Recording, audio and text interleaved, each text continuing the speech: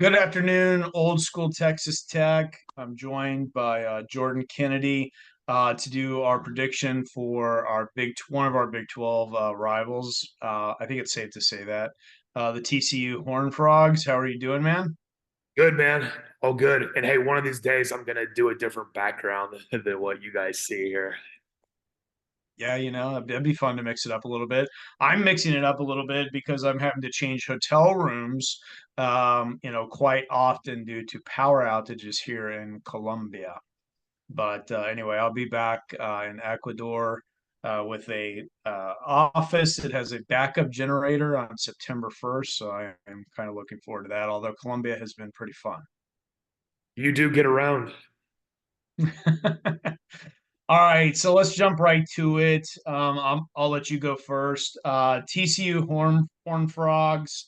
No secret, I am not a huge fan, but it is the game that I'm most looking forward to this year for my Red Raiders. But anyway, we're going to let you you have the stage first. So August 30th. So I guess they play on a Friday. They'll play at Stanford in California. I think Stanford's pretty awful, and I'm with you. I actually am not exactly a huge fan of TCU myself. I wouldn't be heartbroken if they went 0 and 12. But if is a mess, I don't think they even had. Do they even have a conference home? I mean, I think they've gone 4-8, 3-9 the last couple of years. I don't expect this year to be any different. I think TCU wins that one by a couple of scores. Okay. September 7th, they come home, and I actually had to look this team up, but I did remember hearing about them. Long Island University, it's in Fort Worth. Long Island University. I'm gonna go out on a limb here and say that that's a win for TCU. Okay. So I'm starting off 2-0, pretty hot. September 14th, they play the University of Central Florida in Fort Worth. That's an interesting one. I think Central Florida's on the rise. I think Gus Malzahn's the real deal from a coaching standpoint. I will say though, TCU in Fort Worth, I think is a little bit dangerous. If this was in Central Florida, I would pick them. I would pick them, but I'm gonna say TCU narrowly escapes this one. Start 3-0. Okay. September 21, September 21st, they go across town at SMU. I think that's gonna be their first loss of the season. I think SMU is gonna nip them. Okay. September 28th, they go at Kansas. Kansas has given them, if you look back at the schedule, Kansas has given them fits for years. There's something about that game where they've always played TCU tough, even when TCU was good and Kansas wasn't. And now the fact that Kansas is good, I'm going to say TCU will be sitting at 3-2 through 5 games. Okay. Then they still haven't had a bye yet. October 4th, they play Houston at home. I think they'll beat Houston. Okay. Then they finally get a bye. Then they go on the road at Utah. I'm going to say Utah wins that one. I think Utah is going to be maybe the premier team in the Big 12 this year. They're going to be top couple. They will. Okay. And then they have October 26th, they have the Red Raiders in Fort Worth. Hopefully they lose that one 77-0. Okay. What do you think is going to really happen? I think they're going to lose that game because I think that we're going to have that stadium turn completely red, top to bottom. I That's like how it. it's been the last couple of times I've been there. Let me rephrase that. I've been there one time, and that was when Mahomes was quarterback, and we ended up winning a really close game. But there was way more red than purple in their own home stadium, which I thought was kind of amusing. Okay. So then November 2nd, they play at Baylor in Waco. I bet they beat Baylor. I don't have a whole lot of faith that Baylor's going to have much of a team this year. I know they barely. I'm drawing a blank on his name. Dave Aranda. Um, he barely survived a year ago. I thought they should have just mercilessly pulled the plug for him. I don't think they're going to fare a whole lot better unless they just hit the portal really hard and got a bunch of guys that they paid big money for. All right. Then November 9th, they play Oklahoma State at home. Oklahoma State's going to win that one. Okay. Great Allen November. who's in his 8th year of college, will probably have quite a game there. Okay. Then they've got a bye November 23rd. They play Arizona at home. I'm going to go out on a limb here and say at the end of the season, they're going to beat Arizona at home. It'll be a shocker, but I think TCU probably pulls that off somehow. Okay. Very good. And then November 30th, they play at Cincinnati. Some people are picking this as a Cincinnati win up there because some people, not me, but some people believe that Cincinnati will be playing for bowl eligibility. What do you think? I think TCU will win that game too. Cincinnati's not hasn't been the same since Luke Fickell left for that Wisconsin job.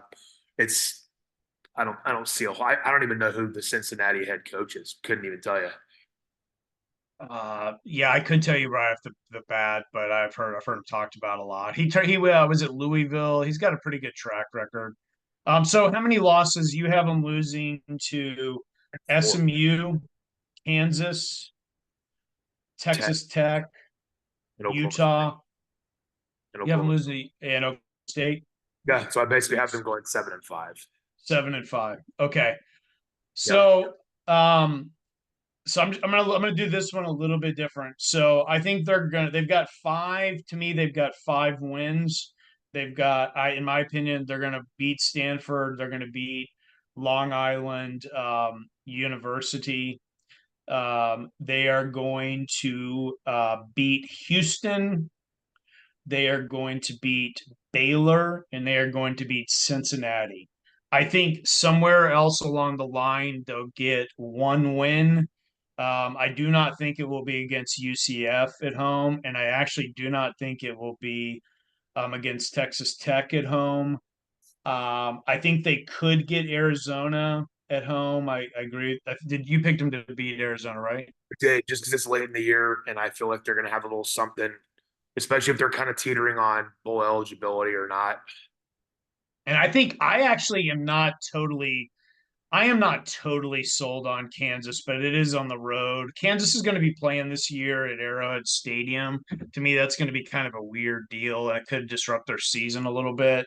I think they could also beat SMU, so I think they've got a shot. They've got a shot in really all of them, but I think they're going to have a hard time with us at home. I think they're going to have a hard time with Oklahoma State at home.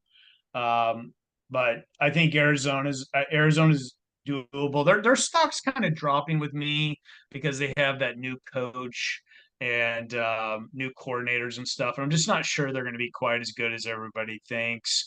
And then, of course, a lot of this is going to depend on injury. But yeah, I have them with the 5 sure wins: Stanford, Long Island, Houston, uh, Baylor and Cincinnati, and I think they'll pick up one more, and I think they'll go 6-6.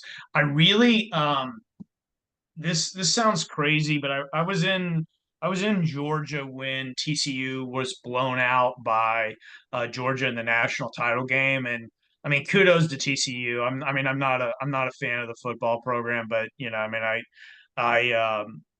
mean that was quite an accomplishment to make the national title game, to win a semifinal game. It was against Michigan, I believe, right? A Yeah, couple they beat years ago. Michigan kind of a Yeah. crazy game. Yep. But I remember having a long conversation with a friend of mine that in Georgia about how that loss was so bad that it might have actually ended up hurting TCU. And what did they TCU won 5 games last year? They had a losing record last year, and you Yeah. said blown out by Georgia. That wasn't even a blood. That was like a massacre. Yeah, yeah, it was really bad and really bad PR and all that. And I think as much as I don't care for his disrespect for Texas Tech by not even interviewing and all that, I think he's a pretty good coach. But I that's the kind of deal where it's just such a humiliating loss that I don't know that they're ever going to completely recover from that. Personally, I've always kind of had that feeling. Is that crazy? No, I think it's a legit point because I feel like they did not. Something about their will and spirit was broken in that game. Yeah, and then you've got, Tech's really recruiting Tech's really recruiting well. You've got some other programs in the state that are really recruiting well. They have, he's done a decent job. He's always been a decent recruiter. I just don't. I think that that was a really negative turning point for the TCU program, football program. But it's just my personal opinion. I don't think you're far off at all. In fact, I think you're actually making some valid points. You kind of wonder if had they lost to Michigan in that semifinal the year before, if they may have been a little bit better last year. And, it's interesting to kind of to debate that. Yeah, the one thing they always will have going for them is they're gonna get the kid. They're gonna get an SMU, maybe two now. I don't know. We'll see. But TCU is always gonna get the good players that want to stay home in the Metroplex. So that they have that in their favor. As much as I don't care for the way he handled the Tech interview process when we hired McGuire.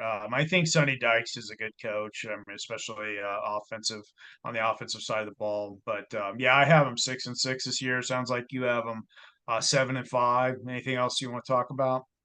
Do you think if they do not do at least 7-5, 8-4, do you think he's on the hottest of hot seats? If they have a 5-7 record again, is Sonny Dykes a goner? I don't know. That seems a little irrational to me, but this is mod. I mean, he was just played him, took him to the national title game 2 years ago. But if the AD is starting to sense what we're seeing, I think 7-5 he's safe.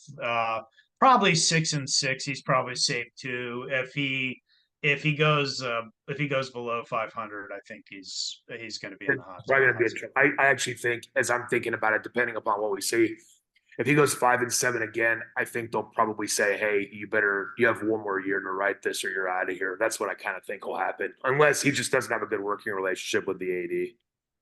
Yeah, In that yeah. case, but I pretty much go along with that. I mean, I don't think TCU is good enough of a program. Like I know when what was Orgeon at LSU when he said he didn't have any ill will towards the school because you can't have two losing seasons in a row at LSU right now.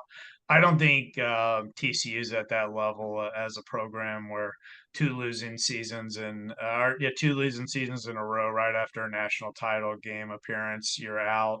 I don't know, that seems a little much, but who knows? Who knows? yeah, it's big money now, so there's the patience, especially the transfer portal. Seems like some of these guys might be on a shorter leash. All right. That's our prediction for the 2024 TCU Horned Frogs.